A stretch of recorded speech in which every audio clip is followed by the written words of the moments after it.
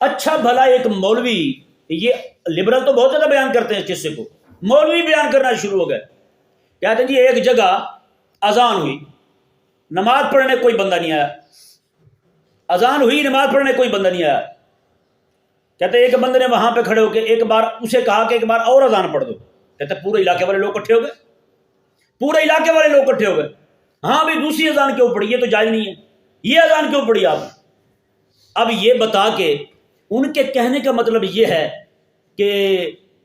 نماز پڑھنے تو آئے نہیں، تو دین کے معاملے میں جو غیرت کا اظہار کیا ہے ان کا یہ غیرت کا اظہار کرنا بھی نہیں بنتا۔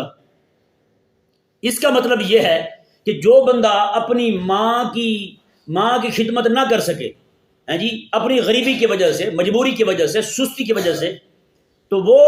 اگر ماں کو جناب اس کی ضرورت کی چیزیں مہیا نہیں کر سکتا تو کیا خیال ہے وہ ساتھ ساتھ بے غیرت بھی ہو جائے، کوئی بھی آئے اس کی ماں کو تھپڑ مار کے چلا جائے،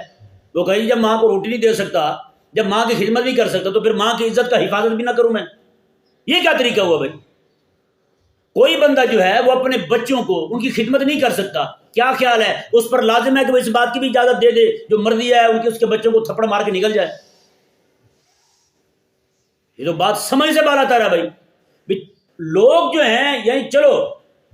اپنی سستی کی وجہ سے، کم ہمتی کی وجہ سے، ہاں جی، اپنی ذاتی مصروفیات کو بہانہ بنا کر کے یہ کام کرنا بھی حرام ہے، ان کا نماز چھوڑنا بھی حرام ہے،